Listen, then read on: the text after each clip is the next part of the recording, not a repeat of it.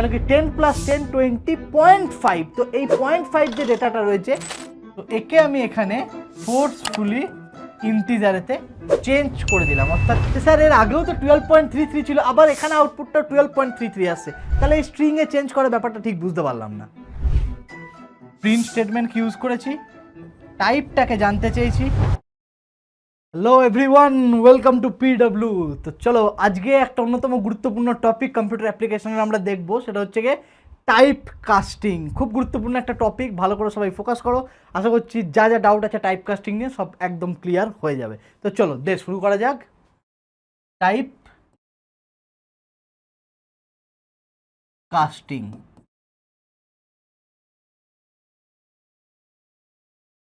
তো সবার প্রথমে একটু বলে রাখি যে টাইপ কাস্টিং জিনিসটা কি।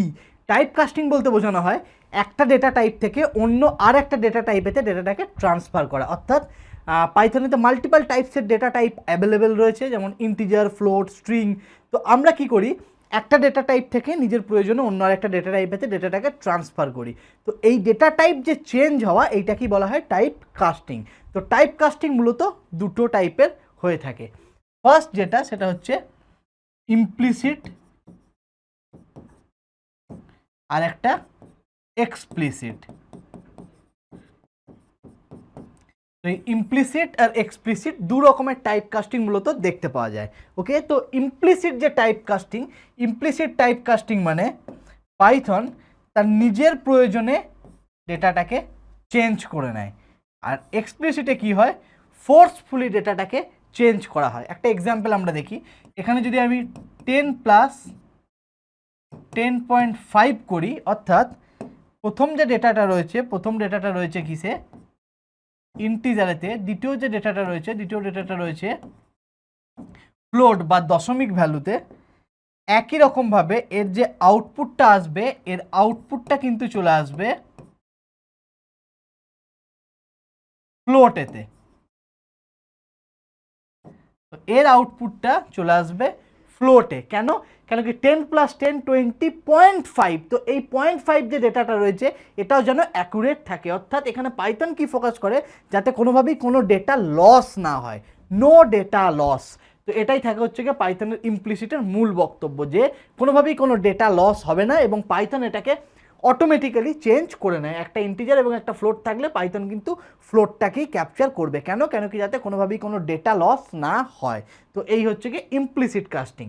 এক্সপ্লিসিটের ক্ষেত্রে কি হয়, ফোর্সফুলি চেঞ্জ করা হয়। ফোর্সফুলি চেঞ্জ করা হয়, অর্থাৎ ডেটা টাইপটাকে আমরা নিজেদের প্রয়োজনে ফোর্সফুলি চেঞ্জ করে দিই। তো সেই ফোর্সফুলি চেঞ্জ করতে গেলে কীভাবে করা যেতে পারে, এখানে মূলত বেশ কিছু ফাংশন আছে, যেমন ইন্ট, ফ্লোট এবং স্ট্রিং। অর্থাৎ এই ইন্টের কাজ কি হবে, ইন্টিজারেতে ডেটাটাকে ফোর্সফুলি চেঞ্জ করে দেওয়া। ফ্লোটের কাজ কি হবে, ফ্লোটেতে ডেটাটাকে ফোর্সফুলি চেঞ্জ করা। স্ট্রিং যে রয়েছে, স্ট্রিংয়ের কাজ হবে ডেটাটাকে ফোর্সফুলি স্ট্রিংয়েতে চেঞ্জ করে দেওয়া। তো এবারে ইন্ট, ফ্লোট আর স্ট্রিংকে দিয়ে আমরা কি করে ডেটাকে ফোর্সফুলি চেঞ্জ করব, তার একটা করে এক্সাম্পল আমরা একটু তাড়াতাড়ি দেখে নিই।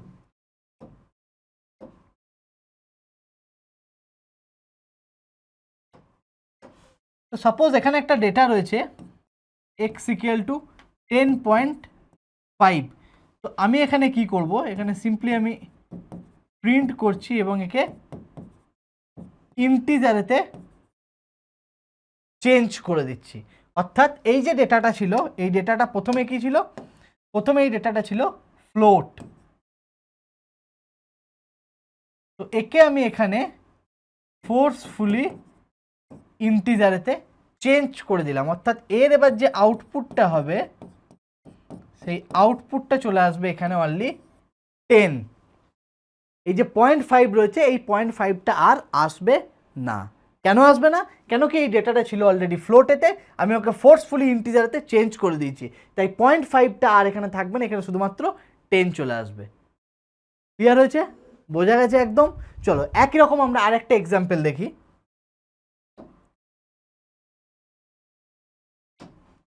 এখানে আমি আরেকটা ডেটা রাখলাম, x = 10 এবং একে আমি কি করছি, প্রিন্ট করে নিচ্ছি ফ্লোট এক্স। অর্থাৎ প্রথমের ডেটাটা এখানে কি ছিল, প্রথমের ডেটাটা এখানে ছিল ইন্টিজার, কিন্তু একে আমি ফোর্সফুলি ফ্লোটেতে কনভার্ট করে নিচ্ছি। তাহলে এর যে আউটপুট আসবে, এর আউটপুটটা চলে আসবে 10.0। এই 0.0টা অটোমেটিক্যালি এখানে অ্যাড হয়ে যাবে। কেন অ্যাড হবে? কেন কি ওটা ইন্টিজারে ছিল, আমি ওকে ফ্লোটেতে কনভার্ট করে নিলাম, তাই ফ্লোটে কনভার্ট করার জন্য এই 0.0 এখানে অটোমেটিক অ্যাড হয়ে যাবে। এইভাবে ফোর্সফুলি ডেটাগুলোকে চেঞ্জ করা যায়। চলো এবার আমরা আরেকটা এক্সাম্পল দেখি।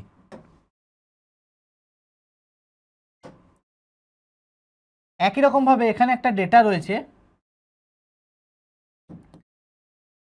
12.33।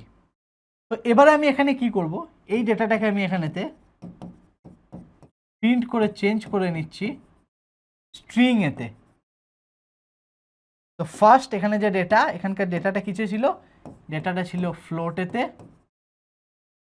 আর এই ডেটাটাকে আমি এখানে চেঞ্জ করে দিলাম স্ট্রিং এতে। তাহলে এর যে আউটপুট, এর আউটপুটটা কি আসবে? তো এবারে এর যে আউটপুট, এর আউটপুটটাও কিন্তু একই রকমভাবেই আসবে 12.33। তো এবার এখানে একটা কোশ্চেন অ্যারাইজ হতেই পারে যে স্যার এর আগেও তো 12.33 ছিল, আবার এখানে আউটপুটটা 12.33 আসছে, তাহলে এই স্ট্রিংয়ে চেঞ্জ করার ব্যাপারটা ঠিক বুঝতে পারলাম না। তো এবারে এটাকে আমরা বুঝবো। পাইথনে একটা ইনবিল্ট ফাংশন আছে, খুব গুরুত্বপূর্ণ একটা ফাংশন, যার নাম হচ্ছে টাইপ ফাংশন। এই টাইপ ফাংশনের কাজ কি, কোন ডেটা টাইপ সেটাকে বলা, অর্থাৎ কোন ডেটা টাইপ রয়েছে সেই ডেটা টাইপটাকে পাইথন বলে দেবে এই টাইপ ফাংশনকে ইউজ করলে। তো এই সিনারিওতে যেটা রয়েছে সেটা কি, প্রথমে এটা ছিল ফ্লোট 12.33। তো একই রকমভাবে একে যখন আমি স্ট্রিংয়ে কনভার্ট করলাম, তো অ্যান্সারটা এখানেও চলে এলো 12.33, কিন্তু এই 12.33 ফ্লোটে ছিল, আর এই 12.33টা চলে এলো স্ট্রিং এতে কনভার্ট হয়ে, অর্থাৎ এখন এটার ফ্লোট নয়। মেবি এটা 12.33 ফ্লোটের মতোই দেখতে লাগছে, কিন্তু এটা ফ্লোট নয়। তো এবার এটা আমি কনফার্ম হব কি করে, তাই না? আমি এটা কনফার্ম হব কি করে? তো কনফার্ম হতে গেলে আমার যেটা দরকার সেটা হচ্ছে টাইপ ফাংশনটাকে ইউজ করা। আমি যদি এই টাইপ ফাংশনটাকে ইউজ করে দিই তাহলে আমি কমপ্লিটলি কনফার্ম হয়ে যাব। তো ওটার একটা এক্সাম্পল আমরা দেখে নিই। একই ভ্যালুই আমি এখানে রাখছি,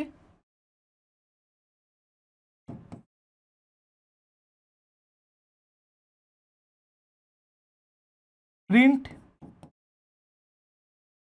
টাইপ এক্স। তো এখানে এর যে আউটপুটটা আসবে, এর আউটপুটটা কিন্তু আসবে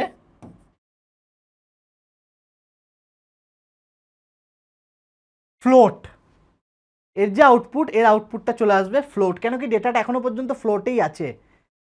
এখানে যদি আমি করি শুধুমাত্র প্রিন্ট এক্স, তাহলে এর যে আউটপুট, এর আউটপুটটা কি চলে আসবে, এর আউটপুট চলে আসবে 12.33, কেন কি আমি শুধুমাত্র এটাকে সিম্পলি প্রিন্ট করে দিচ্ছি। তো এবারে আমি কি করব, কনভার্ট করব, প্রিন্ট স্ট্রিং এক্স। তো এবারে এর যে আউটপুটটা চলে আসবে, এর যে আউটপুট স্ট্রিং এতে এটা কনভার্ট হয়ে যাবে। এবং